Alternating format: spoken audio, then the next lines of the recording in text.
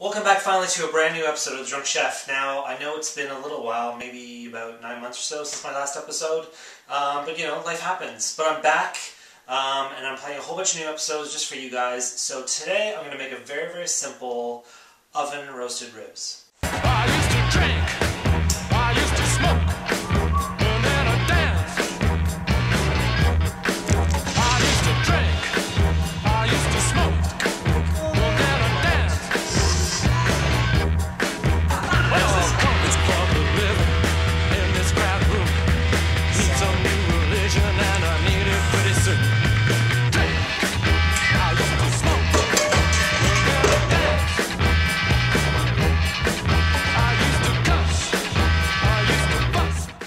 Welcome back to a brand new episode of Drunk Chef. Today I'm going to make very simple oven roasted ribs. Now it's still the middle of winter time, February, and it's freaking cold outside, and I don't want to be standing over a barbecue waiting for my ribs to be done. So I'm going to do them in the oven. Now you can actually do it in the oven so it tastes almost as good as pulling them off your barbecue after smoking them. And I've done other episodes where I've done that. But today I'm going to do it in the oven because, like I said, it's the middle of winter and I'm not going to go outside.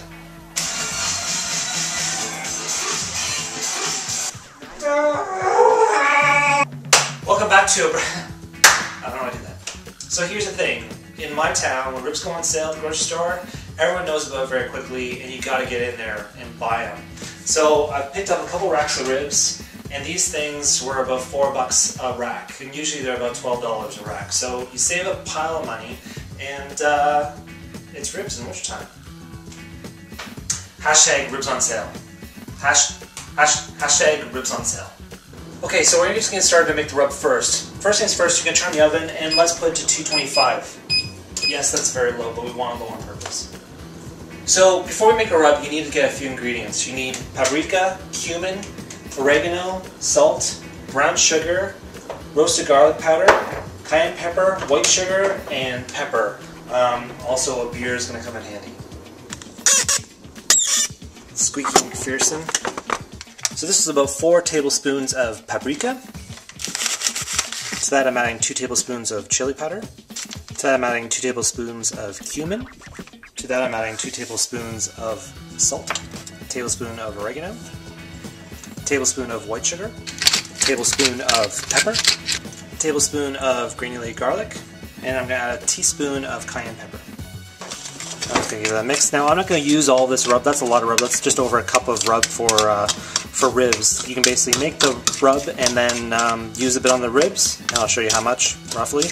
And then you can keep the rest in a jar, and it should hold for a few months in a cool, dark place that you can use for when it's actually summertime.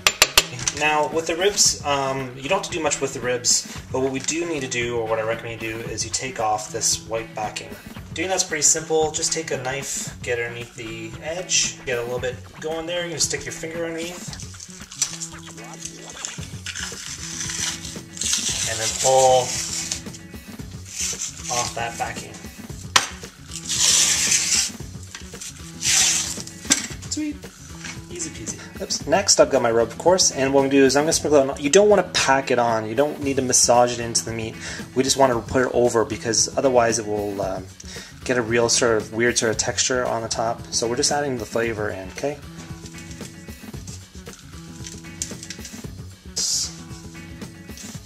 Okay, so I'm going to just put these meat side down. I'm going to wrap it tightly in tinfoil. Lastly, I'm going to put this inside my oven for about 3.5 hours. Okay, see you in a bit. This is where you have that beer. And now the moment we've all been waiting for.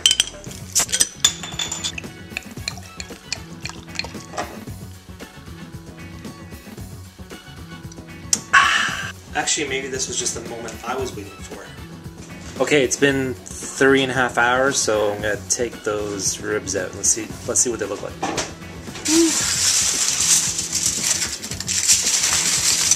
Well, they smell great. So what we're gonna do now is turn them over, and hopefully I can turn them over without them falling apart. But you can see how much they're just, you know, falling apart, which is good. So what we're going to do is we've got some barbecue sauce here. Now you can make your own barbecue sauce, or in this case I actually bought some. There's a kind that I like. which is great. I don't know if you can find this in the States. I think it's probably from the States, but it's really good. We're going to put some barbecue sauce on these bad boys, and then I'm going to put them back in the oven for about another 20 minutes or so, which is really difficult because my mouth is watering a lot right now, and I just want to start eating ribs, but it'll be worth it. Okay, so it's been another agonizing 15-20 minutes. These things are done. The other thing I meant to mention is, instead of putting it back in the oven, if you did want to do it this way, you could also throw them on the grill for 15 minutes, which I've also done. Then you get a nice little char on the outside, because basically this way they're still just baking. But yeah, that's about it. I'm just going to put a little more sauce on these things and then serve them up. So that's about it for this episode, this latest episode of The Drunk Chef. Hopefully you enjoyed it, and we'll see you again next time.